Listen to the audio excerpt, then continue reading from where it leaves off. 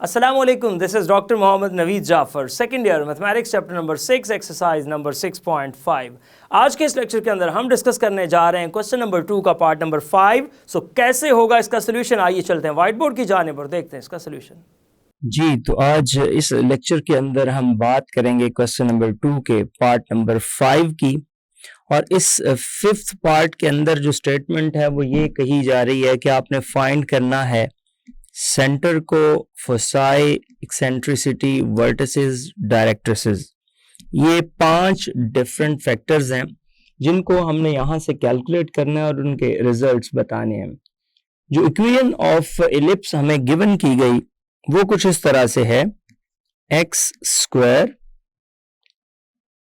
Plus 16x और उसके बाद है प्लस 4y स्क्वायर। ये गिवन इक्वेशन है। 4y स्क्वायर के बाद माइनस 16y और प्लस 76 इज इक्वल्स टू 0। ले जी, ये हमारे पास इक्वेशन है। अब इस इक्वेशन की मदद से हमने वो तमाम फैक्टर्स को फाइंड करना है जो कि सेंटर है, फोसाई है, एक्सेंट्रिसिटी है, वर्टिसेस हैं और डायरेक्ट्रिसेस हैं।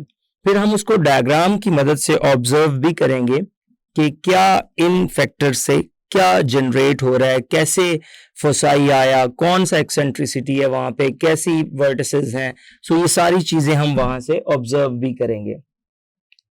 अब आपको अगर इसको सॉल्व करना है तो x का स्क्वायर कंप्लीट करना पड़ेगा, एज वेल एज आपको y का स्क्वायर कंप्लीट करना पड़ेगा। तो आप इस पे जरा गौर कीजिएगा। मैं x वाली टर्म्स को अलग कर लेता हूं, यानी कि इसको अगर लिख लेते हैं x स्क्वायर प्लस 16x, ताकि आप आसानी के साथ इसका स्क्वायर कंप्लीट कर सकें। y वाली टर्म्स को लिखिएगा 4y स्क्वायर माइनस 16y और प्लस 76 को हमने सेपरेट कर लिया। अब आप देखिए, इन दोनों के आपने स्क्वायर्स को कंप्लीट करना है। पहला है x स्क्वायर प्लस 16x। तो जरा गौर करें, फर्स्ट टर्म का जब आप स्क्वायर लिखेंगे उसके बाद 2 टाइम्स फर्स्ट टर्म आती है। अब आप खुद यहां सोच लें कि क्या ऐसा नंबर आएगा कि जिसको मल्टीप्लाई करने से 16 बनेगा, तो ऑब्वियसली वो 8 है। लिहाजा इसमें 8 स्क्वायर आपने ऐड कर देना है। ये तो एडिशन है, ये लेफ्ट पे कर रहे हैं तो राइट पे भी होगी। उसके बाद प्लस आगे ये देखिएगा, ये 4y स्क्वायर है तो 2y स्क्वायर हो जाएगा। उसके बाद माइनस 2 इंटू 2y आ रहा है, तो ये 2 इंटू 2 4 बन रहा है। तो आपको पता चल गया कि 4 से मल्टीप्लाई करेंगे तो ये हमारे पास 16 बन रहा है। सो यहाँ पे 4 से मल्टीप्लाई करें, इसका स्क्वायर यहाँ पे ऐड कर दें, तो ये स्क्वायर यहाँ पे ऐड कर दिया। अब ये जो दोनों स्क्वायर्स यहाँ पे ऐड किए हैं, जाहिर है राइट पे भी ऐड करने पड़ेंगे। ये 76 इधर प्लस का, राइट पे जाके माइनस का 76 हो जाएगा। इसमें आप ऐड करेंगे 4 स्क्वायर, इसमें आप ऐड करेंगे 8 स्क्वायर। नहीं जी, ये यहां तक आपके सामने स्टोरी बन गई। अब इसके बाद इससे आगे मूव करते हैं और देखते हैं कि ये फर्स्ट जो है ये कंप्लीटली स्क्वायर बन गया। x प्लस ये आप देख रहे हैं 8 का, तो that is square of x plus 8। और दूसरी जानिब जब हम मूव करते हैं और बात करते हैं सेकेंड वैल्यू की, वो आपके पास बन रहा है 2y और ये माइनस 4 और ऊपर इसका स्क्वायर आ जाएगा। ये आ गया। राइट साइड पे चलते हैं, उधर माइनस 76 मौजूद है, उधर 16 मौजूद है, उधर 64 मौजूद है। सो अब आप देखिएगा, इसको जब आप प्रोसीड करेंगे तो ये आपके पास आएगा x प्लस 8 स्क्वायर प्लस, यहां से बेशक आप 2 कॉमन ले लीजिए, तो 2 कॉमन लेंगे तो जाहिर है वो उसका स्क्वायर आएगा और ये y माइनस 2 स्क्वायर बन जाएगा इज इक्वल्स टू, जरा गौर कीजिएगा, माइनस 76। और जब आप 64 के अंदर आप ऐड कर देंगे ये 16 को, तो आपके पास जो वैल्यू बन रही है वो एग्जैक्टली 80 आ जाएगी। सो 80 राइट पे आपके पास बच रहा है, सो आप राइट पे लिख दीजिएगा +80। ये आपके पास आ जाएगा x +8 होल स्क्वायर और +4 times y - 2 square is equals to 4। अब आपको पता है कि इक्वेशन ऑफ एलिप्स बनाने के लिए यहाँ पे ये जो 4 है राइट पे, इसको लेफ्ट पे लाके आपको डिवाइड करना पड़ेगा। सो आप बेशक दोनों साइड्स पे डिवाइड कर दें और ये एक्सप्रेशन लिख दें डिवाइडेड बाय, आपने जो डिवाइड कर दिया 4 से ऑन द बोथ साइड्स, तो ये आपके पास क्या बचेगा, ये आ जाएगा x +8 और इसका स्क्वायर डिवाइडेड बाय 4 प्लस यहाँ आ जाएगा y - 2 स्क्वायर, यहाँ 4 था divided by 4 is equals to 1। ले ये आ गया। अब यहां पे क्या होगा, y वाली वैल्यू के साथ जो 4 है वो इसके नीचे आने वाले 4 से कैंसल आउट हो जाएगा। ये कैंसिल होने के बाद आप इसको ओवरऑल लिख देंगे x +8 स्क्वायर ओवर 4 और ये आ जाएगा +y - 2 square over 1 is equals to 1। लें जी, ये आपके पास इक्वेशन ऑफ एलिप्स यहाँ पे बन गई। इसको नंबर 1 का नाम दे दें और फिर आगे इसकी प्रोसीडिंग्स हम स्टार्ट कर देते हैं। अब इसको किस तरह से प्रोसीड करें, मैंने हमेशा कहा कि जब प्लस या माइनस में आपके पास x या y में कोई टर्म्स आ रही हैं तो आपने कोशिश करनी है कि वहां से उसको कैपिटल X कैपिटल Y में ट्रांसलेट कर लें। सो यही बेहतर हल है कि आप इसको सब्स्टिट्यूट कर लें, आप इसको पुट कर लें। Small x +8 is equals to capital X और y - 2 is equals to capital Y। ये आपने दो वैल्यूज यहां से पुट कर ली। अब ये वैल्यूज जब आपने यहां से पुट की तो आपकी इक्वेशन क्या बन जाएगी, देन इक्वेशन नंबर 1 जो आपके पास आएगी वो क्या बनेगी, उसको मैं लिखता हूं कि ये बन जाती है capital X square over 4 plus capital Y square over 1 is equals to 1। नहीं जी, इसको आपने इक्वेशन नंबर 2 का नाम दे देना है। ये आपके पास एलिप्स की जो स्टैंडर्ड फॉर्म है उसको बना रही है। अब देखें, अगर मैं इसको कंपेयर करता हूं, फॉर कंपैरिजन में अगर एक इक्वेशन लिख लेता हूं और वो कंपैरिजन की इक्वेशन जो लिखूंगा वो आपको बता रही है कि आपका एक्सिस किस एक्सिस के ऊपर है या किस एक्सिस के पैरेलल है, तो इसके मुताबिक तो वो एक्स एक्सिस ही है क्योंकि एक्स के नीचे बड़ी वैल्यू आ रही है।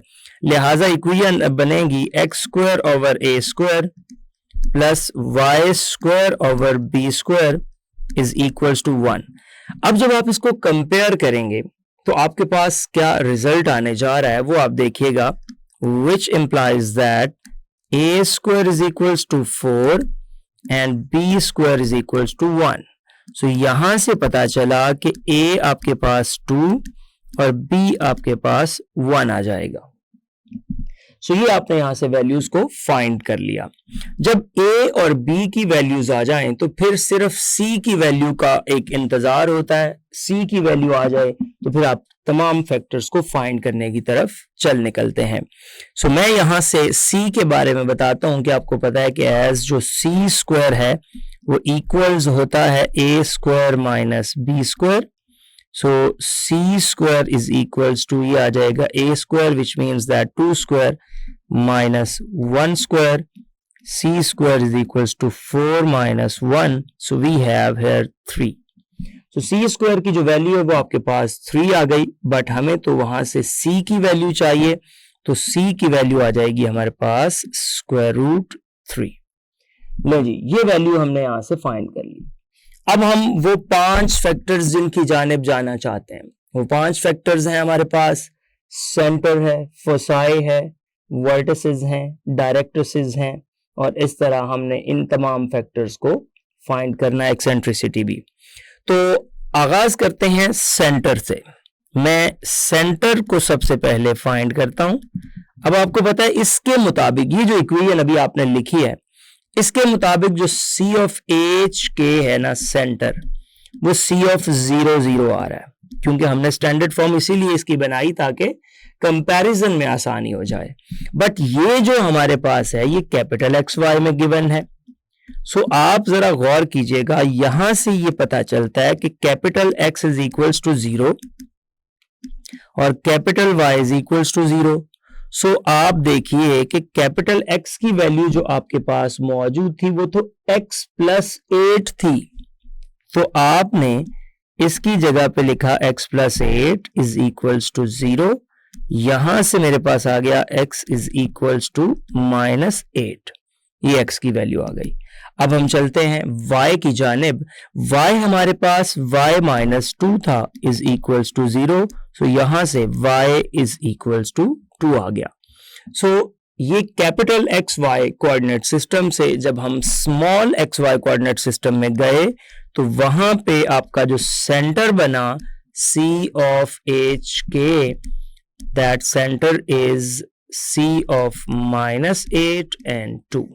ले जी, ये हमने सबसे पहले इसका सेंटर कैलकुलेट कर लिया, इसका सेंटर फाइंड कर लिया, और इसका सेंटर है C ऑफ माइनस 8 एंड 2। इससे आगे बढ़ते हैं और बात करते हैं नेक्स्ट पॉइंट की, जो कि फोसाई है। फोसाई, अब देखिए अकॉर्डिंग टू दैट इलिप्स जो ऊपर आपके पास बनी है, capital X square over 4 plus capital Y square over 1 is equals to 1, इस इलिप्स के मुताबिक अगर आप गौर करें तो हमारे पास जो फोसाई बनता है वो ऑन द एक्स एक्सिस बनता है। So on the x axis रहते हुए जब आप फोसाई लिखते हैं तो वो प्लस माइनस सी और 0 आ जाता है। अब ये जो इस फॉर्मेट में बन रहा है ये तो capital X Y coordinate system में है, सो इसको आपने कैपिटल एक्स वाई में रख लेना है। अब आप देखिए सी की वैल्यू आपके पास मौजूद है, यहां पे मैं कह देता हूं capital X is equals to plus minus c and capital Y is equals to 0। अब जो कैपिटल एक्स की वैल्यू है प्लस माइनस ये स्क्वायर रूट 3 था सी जो हमने पीछे फाइंड किया। अब उस सी की वैल्यू को पुट करने के बाद आप देखिए y की वैल्यू, तो capital Y is equals to 0।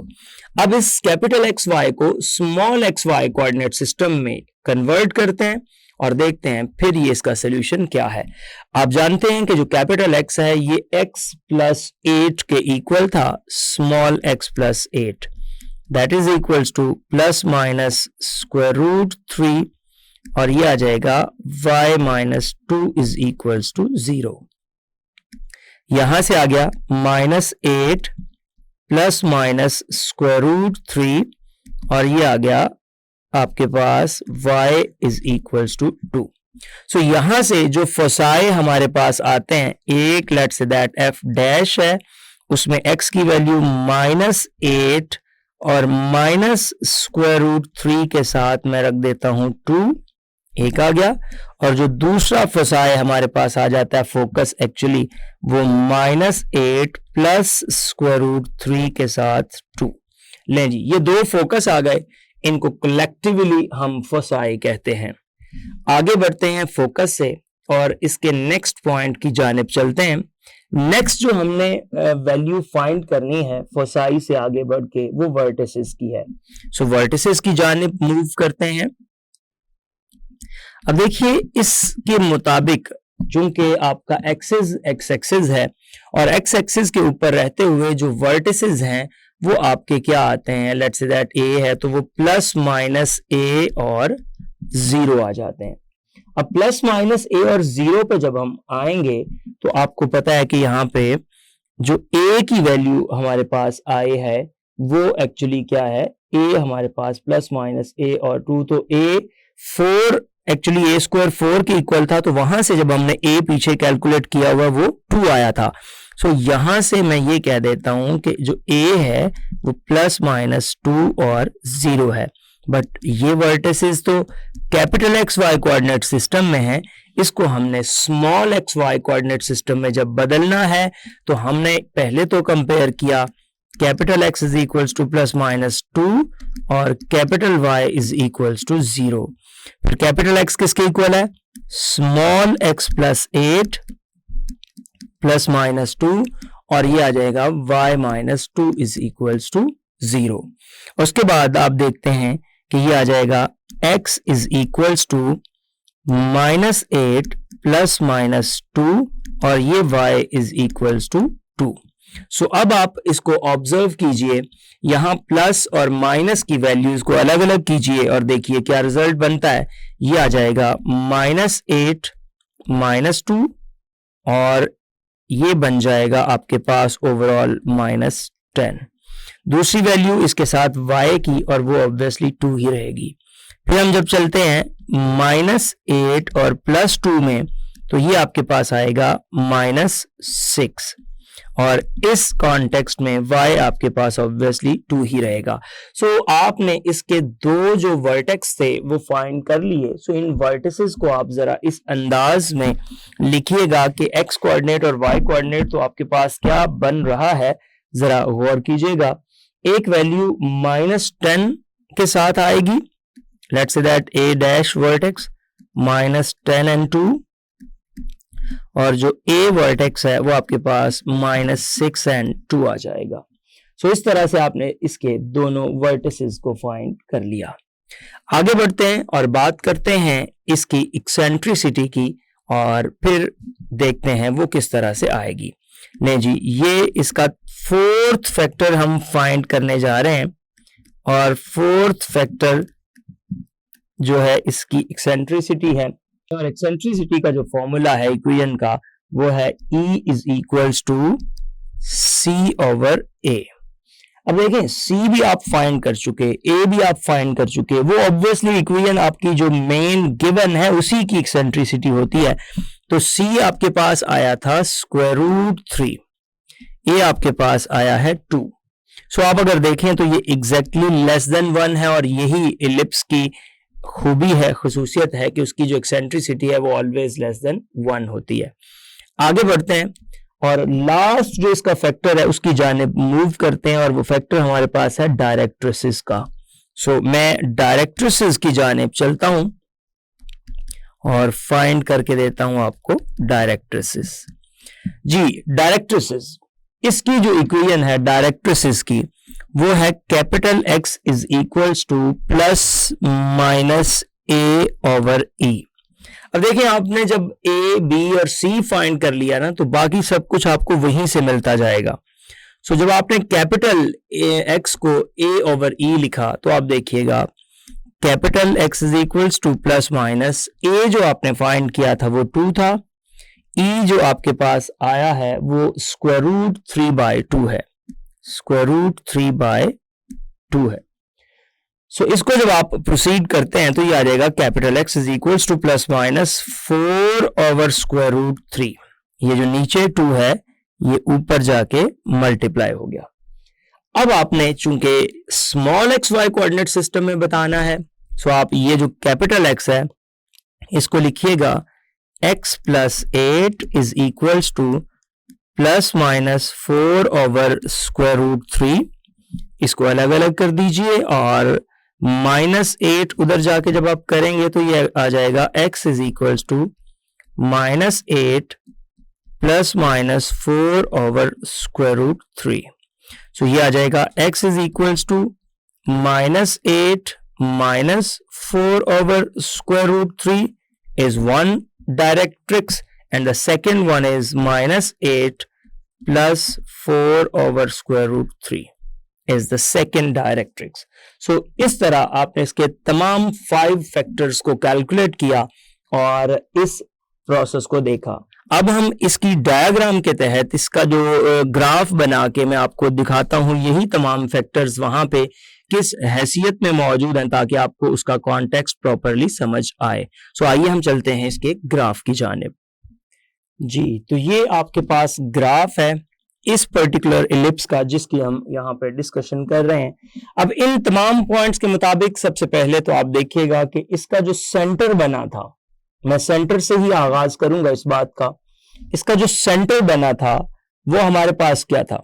-8 and 2, यानी कि ये देखें x की वैल्यू जो थी वो इसमें -8 थी और y की वैल्यू जो थी वो 2 थी।